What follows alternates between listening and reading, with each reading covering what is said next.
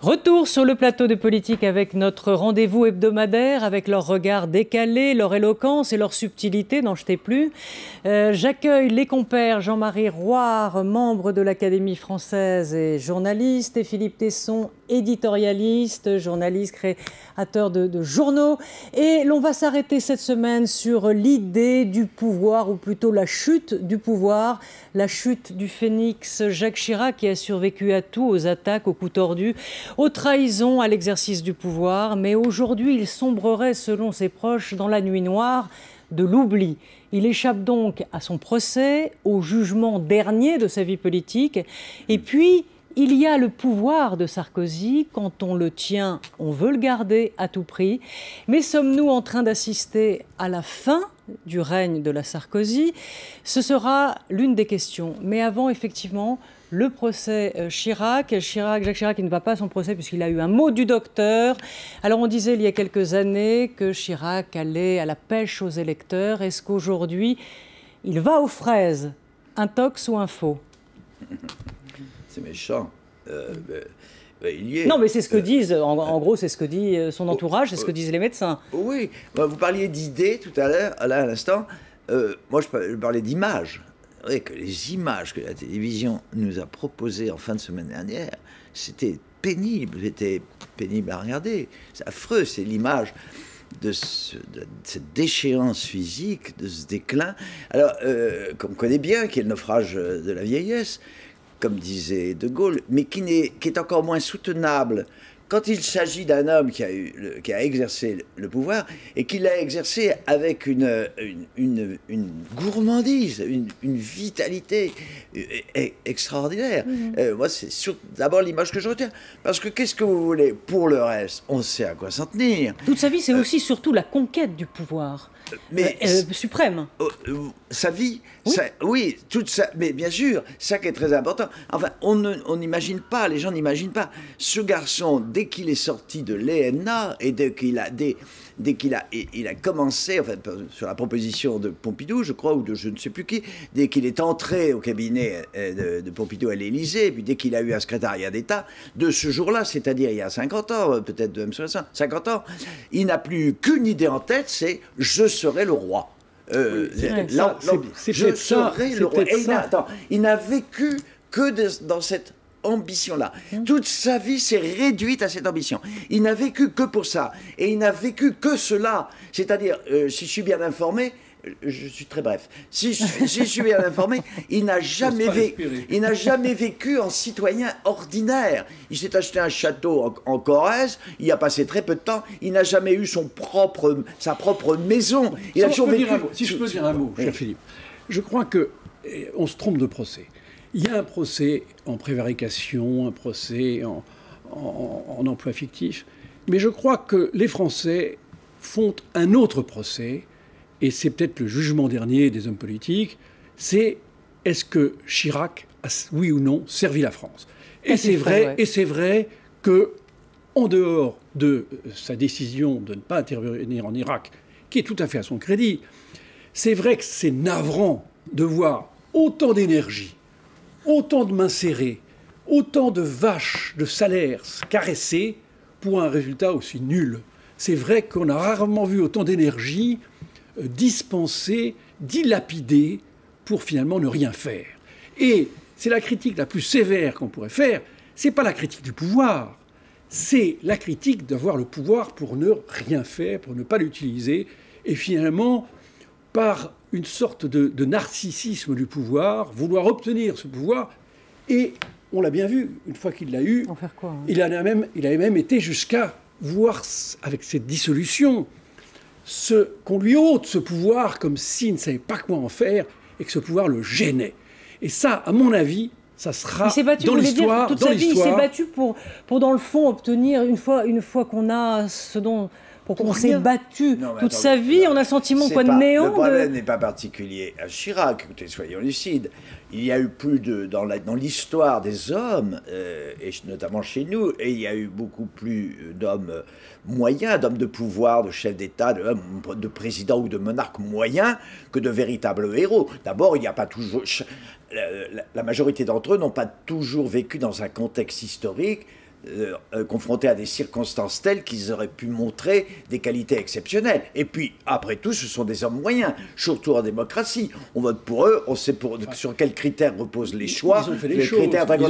C'est rare ils ont pu faire des erreurs, mais au moins ils ont fait des choses. Oui, bon, Chirac n'a pas fait grand-chose. On lui fait procès en immobilisme. Mais on ne demande pas à un homme de pouvoir de faire sans relâche les choses les plus admirables. On lui demande d'abord de gérer les affaires de l'État, la collectivité. Alors, ne survalorisons pas, si vous voulez, connaissant la nature humaine, ne survalorisons pas dans notre vision du pouvoir, ne survalorisons pas ni la nature de la fonction, ni ce qu'on attend des hommes qui l'exercent. La fin du le quinquennat, on le voit aujourd'hui à quel point le quinquennat est nuisible. À quel point le septennat était quelque chose de très utile. Si on n'arrive pas à faire des réformes aujourd'hui, si on est englué dans les problèmes électoraux, si Sarkozy en paie le prix finalement, ce quinquennat qui est une très mauvaise mesure, parce qu'au fond, le septennat permettait aux hommes politiques d'avoir un peu de temps devant eux, de ne pas être sans cesse sous la pression du corps électoral. Eh bien, on voit le prix qu'on le paie aujourd'hui. On sait très bien que pour résoudre le problème de la crise, c'est à cause du quinquennat. Oui, mais je voudrais revenir à la question originelle que posait Roselyne. D'ailleurs, elle l'a dit, je l'ai noté, ça m'a intéressé parce que je crois que c'est très très important. Elle a dit quand on tient le pouvoir, on veut le garder. C'est très très juste de dire ça. Et je trouve que là est quand même l'un des dangers, l'une des menaces dont vous venez d'évoquer l'illustration, c'est-à-dire garder le pouvoir pour ne rien faire. Mais ça, c'est consubstantiel au pouvoir. Moi, je trouve qu'il y a un auteur de théâtre qui a superbement résumé ce problème-là, c'est Ionesco, dans une pièce sublime qui s'appelle « Le roi se meurt », qu'a illustré Michel Bouquet dans une interprétation absolument éblouissante. Béranger Ier, je vais être bref, parce que j'ai toujours tendance à être trop long. C'est grave quand tu dis qu'il va être bref. Mais c'est pas mon... comment dire, je suis à l'aise pour être un peu plus prolixe, parce que c'est de Ionesco je parle, c'est pas mon jugement personnel. J'évoque une illustration du problème que nous débattons ce matin. Le Béranger Ier va mourir, il est très, très, très âgé. Et près de lui, sa femme, la reine Marie, enfin vous connaissez la pièce, mais il a le pouvoir depuis toujours, depuis longtemps. Comme Chirac, comme Mitterrand, parce que c'est aussi un exemple, l'ont gardé, à mon avis, trop longtemps. Il va mourir, mais il a peur. Oui. Il a peur non seulement de la mort, mais donc c'est un problème avec l'immortalité. C'est super, je ne veux pas mourir, je ne veux pas mourir, je ne veux pas mourir. Mais c'est parce qu'il veut garder le pouvoir. D'ailleurs, il dit, mais je n'ai pas eu le temps, je n'ai pas eu le temps de régner, je n'ai pas eu le temps de vivre, laissez-moi mon sceptre, dit-il, qu'on me laisse mon sceptre, qu'on se souvienne de moi, qu'on se souvienne de ce que j'ai fait jusqu'à la fin des temps. Donc c'est la peur de mourir, il y a l'idée de l'immortalité.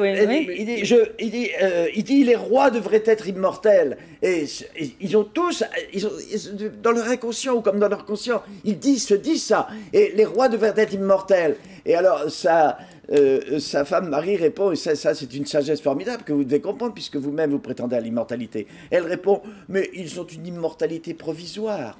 Mais elle comprend pas ça. Non, mais ça on peut dire que c'est une grande angoisse humaine. Mais il faut reconnaître qu'il y a quand même eu des hommes politiques qui ont voulu le pouvoir pour faire des choses. Le général de Gaulle, quand il a vu qu'il ne pouvait plus exercer réellement le pouvoir, il l'a abandonné. Il a dit, ça ne sert à quoi ça sert de faire de la figuration. Ce qu'on peut reprocher. Non, mais vous disiez tout à l'heure ce qu'ils ont laissé. Le général de Gaulle, il l'a laissé. Oui, bien sûr. Mais le jour où il a été dans l'impossibilité de continuer à pouvoir œuvrer tel qu'il le souhaitait, il a quitté le pouvoir. Chirac, à partir du moment où il a accepté la cohabitation, c'est-à-dire qu'il a accepté qu'au fond, il n'ait aucun pouvoir, c'est-à-dire c'est vouloir rester pour rester. Mais voilà. Et c'est ça. Et c'est, à mon avis... La différence entre le compromis et la compromission, c'est une compromission totale, puisque c'est rester paralysé. Mais bien sûr, mais Chirac a gardé le pouvoir parce que toute sa vie, il ne vivait que pour ça. Toute sa vie se confondait au pouvoir. Il ne savait rien faire d'autre, finalement, que d'avoir, et pas forcément de gérer, d'avoir le pouvoir. Mitterrand, même chose.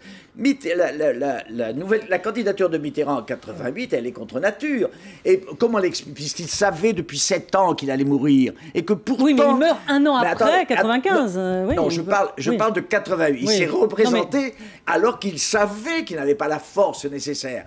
Et je suis certain, c'est une psychanalyse de bazar, mais enfin, je suis quand même certain qu'il n'a prétendu à un nouveau septennat que par une sorte de défi à la mort. Et chez beaucoup d'entre eux, le pouvoir est ça. Chez beaucoup d'entre eux, chez Chirac par exemple, il est une ambition médiocre de confort parce qu'on ne sait pas faire autre chose. Mais chez des gens comme Mitterrand, et c'est assez shakespearien, je garde le pouvoir, je prétends au pouvoir jusqu'à la mort car je veux défier la mort. Et je considère en même temps le pouvoir comme un remède à la mort. Il y a certainement ça chez Mitterrand. C'est complexe, mais c'est passionnant. C'est un poison, le pouvoir, Jean-Marie? Oui, mais non, ça peut être tout. Ça peut être un poison, mais c'est aussi pour les individus supérieurs, que ce soit De Gaulle, Napoléon, ce sont des créateurs, ce sont des gens qui ont façonné la France, qui ont fait quand même énormément de bien. Donc, je ne crois pas qu'il faille voir le pouvoir, tout dépend qui l'utilise. En ce qui concerne Chirac, moi je crois que ce qu'il y a de plus grave chez lui, c'est pas le procès qu'on lui intente aujourd'hui, et malheureusement, ce sont les seconds couteaux qui vont être condamnés et qui sont aujourd'hui jugés. Il est absent, alors que c'est vrai que c'est un peu scandaleux de voir que la partie civile demande qu'il soit absent, alors qu'elle a tout fait pour retarder ce procès, en sachant très bien que plus elle le retarderait, moins il serait capable de se présenter. Donc, moi, ce que je crois, le vrai procès de Chirac, c'est sa terrible absence en matière d'action politique. Oui. Voilà. Et je trouve ça navrant pour la démocratie, c'est vrai, en employant de grands mots, mais c'est navrant, au fond, d'avoir tellement voulu le pouvoir pour ne rien faire. Oui, mais c'est surtout, Philippe, qu'on voit que dans ce qui se passe avec Jacques Chirac, vous parliez de François Mitterrand. François Mitterrand meurt en 96, un an après qu'il ne soit plus président. Voilà. Est-ce que dans le fond, tous ces hommes ont échappé à l'essentiel, ont échappé à eux-mêmes, ont échappé au sens, et ils ont mis tout leur sens dans le pouvoir et la conquête. Et il ne leur reste plus rien. Mais c'est pourquoi je dis que cette ambition qu'on connaît bien, qui, à des échelles infiniment plus médiocres, nous concerne nous aussi, quoi. Moi, je sais pas, je me dis, quand je fais mon introspection, une espèce de vieux clown, pourquoi je continue alors que je devrais être mort? Ou en tout cas attendre la mort, paisiblement. C'est le syndrome Mitterrand. C'est parce qu'il y a chez moi, comme chez lui, comme chez vous, etc., comme chez la plupart d'entre nous, et cette espèce de poison, oui, de cancer, de trucs. Et on ne peut pas vivre ça. D'abord, il y a la routine, il y a l'habitude, il y a tout ce que ça nous a apporté comme satisfaction, confère Chirac. C'est exactement ça, il ne peut pas faire autre chose. Alors jusqu'au bout, il fait ça. Candide disait qu'il voulait aller cultiver son jardin. Mais arrête, pourquoi ne l'a-t-il pas fait alors? Mais non. Il y a quand même des hommes qui sont retirés. Charles Quint s'est retiré. On va loin. Non, pas du tout. Absolument pas. C'est pas parce qu'il s'est retiré dans un monastère. On peut se retirer dans un monastère sans être fou, là. Vous avez une idée. Vous avez une idée de la religion, quand même. Parce qu'il était fou. J'ai dit qu'objectivement, il avait quand même des troubles mentaux. Vous ne pouvez pas écouter. Non, absolument pas. C'était un homme simplement. Il a plus récent, si vous voulez. C'est pas parce que Charles Quint, ça date un peu. Alors aussi, d'ailleurs, il est mort fou, le roi lire. Mais pour Charles Quint, je crois que le spirituel n'est pas une folie. Le spituel, c'est ça. On oublie le spirituel dans le pouvoir. Vous vous trahissez en disant des choses pareilles. C'est pas ce que je dis. Je dis que la majorité, de toute façon, ce ne sont pas des hommes médiocres, puisque le spirituel l'emporte sur le contingent, sur le matériel. Mitterrand, à la fin de sa vie, était dans le spirituel. Oui, si quand il dit je crois aux forces de l'esprit. Oui, d'accord. Mais d'accord, tout le monde croit aux forces de l'esprit. Moi, je vous répète, Mitterrand, je suis certain, mais d'ailleurs, Jean-Marie ne m'a pas contredit. Il y a quand même un symptôme, il y a un défi à la mort, il y a une peur de la mort, on le sait bien, il l'a écrit, un défi à la mort, un remède contre la mort, Philippe, contre la... Vous l'avez dit vous-même, oui. C'est le cas de tout le monde. De vous, de moi, tout ce que nous faisons, nous cherchons à nous exprimer. Eh bien, pourquoi échapperait-il à cette règle, les hommes politiques? Ils n'échappent pas seulement. C'est ce que je dis. Simplement, alors, Nicolas Sarkozy, ils utilisent quelque chose de très important, qui est le pouvoir, qui quand même devrait tourner vers les autres pour résoudre un problème personnel. Pour Sarkozy, justement, pour Sarkozy, on peut dire que c'est l'inverse de Chirac. Lui, vraiment, on ne peut pas lui reprocher, on ne peut pas lui faire le procès de ne pas avoir voulu faire des choses. Il est dans l'action, c'est clair. Il a voulu faire peut-être trop de choses, et peut-être qu'il a fait des choses inutiles, alors qu'il a fait d'excellentes choses, et je crois que ce qui le définit, c'est de mêler des choses d'une grande importance, comme par exemple la réforme des retraites, et ensuite s'intéresser à des détails et s'obstiner sur des détails. Et on pourrait dire qu'il tricote entre des choses essentielles et des choses presque futiles. Mais à son crédit, ce qu'on peut dire, c'est que c'est un homme qui a vraiment voulu faire bouger les choses, il a voulu marquer son époque en remuant le corps social français. Oui, ça c'est important. Il a tout à fait raison. Et je le suis sur l'opposition, sur la comparaison. Je suis Jean-Marie, je le suis, du verbe suivre, dans son opposition entre le cas Chirac et le cas Sarkozy. C'est vrai que la nature, voilà, de l'ambition de Chirac, et c'est vrai, elle est raisonnable, elle est confortable, quoi, ça va pas très très loin. C'est la nature de l'ambition de Sarkozy, c'est vrai, et d'un autre ordre, parce que son orgueil, sa confiance en soi, la conscience de sa supériorité est plus forte que chez Chirac. Alors là, on entre dans une analyse clinique des choses et qui nous fait aborder le problème pathologique. Il y a une pathologie, il y a une conception pathologique du pouvoir. Est-ce que vous sentez un climat de fin de règne? Parce que c'est un peu la question que je pose. Quand on voit la rébellion, par exemple, de Pierre Charon, qui était son conseiller, qui était l'homme des situations difficiles au moment de Sarkozy était seul. Il faut admettre qu'il y a l'affaire Charon, il y a l'affaire des déclarations de Raffarin. Même Rachida Dati. Même Rachida Dati. Non, pardon, Philippe, non. Il faut admettre qu'il a fait parfois de mauvais choix, des choix de collaborateurs. C'est vrai que c'est un peu énorme de voir Rachida Dati, qui est une création complète de Sarkozy, qu'il a nommé un poste faramineux pour elle, et de la voir maintenant comme un serpent qui se met à mordre la main de la personne qui l'a créé. Non, je trouve ça. Mais c'est la politique. Il devait le savoir. Et son erreur, son erreur de jugement. C'est son erreur de jugement. C'est à tout cela. Ça s'explique qu'il fasse de mauvais choix, puisqu'il considère qu'il est supérieur à tout le monde. Il y a quand même chez Sarkozy une dimension de mépris pour les autres qui est bien connue. Alors les autres sont à sa botte. Il a une conception très servile du service de l'État. Il y a le chef et puis il y a les esclaves. Voilà. C'est le reproche qu'on pourrait lui faire, même dans son propre intérêt, c'est qu'il n'a pas vu que son propre intérêt. Et d'ailleurs, quand on voit la pratique du pouvoir de De Gaulle, il a créé de grands ministres. Il a créé de véritables premiers ministres qui existaient, qui avaient une existence. Et c'est vrai que la critique qu'on peut faire à Sarkozy, c'est que ses ministres sont inexistants, et même son Premier ministre, maintenant il a un peu plus d'air, un peu plus d'action, mais c'est vrai qu'il les a, il leur a coupé les ailes. Le Point avait titré il y a quelques mois les zombies de la République en parlant des ministres. Roselyne, c'est quand même pas une raison pour parler, vous faites l'avocat du diable, pour parler de l'atmosphère de fin de règne. Bon, je vous pose la question. Chronologiquement, il y a une fin de règne, puisqu'il est à bout de mandat, puis de toute façon, ça fait 2 ans que l'opposition de gauche nous casse les pieds avec cette campagne, qui n'a même pas, en fait, qui ne devrait pas avoir commencé. Ça aussi, c'est un véritable problème, ça. On ne peut pas vivre quand même pendant 2 ans et demi normalement. Mais c'est pas fin de règne. S'il y a une volonté de ressourcement, il a pris en compte ses erreurs, Sarkozy, peut-être un peu tard. Mais enfin, on voit que maintenant, il a compris qu'il avait fait des erreurs. C'est pas une fin de règne, on ne peut pas parler de fin de règne. En tout cas, et quant aux épisodes que vous dites, chez l'affaire Charon, excusez-moi, épiphénomène médiocre. Merci à tous les deux. C'est la fin de Politique et de ce débat. On se retrouve avec plaisir et bonheur, tous les trois, donc la semaine prochaine. Merci.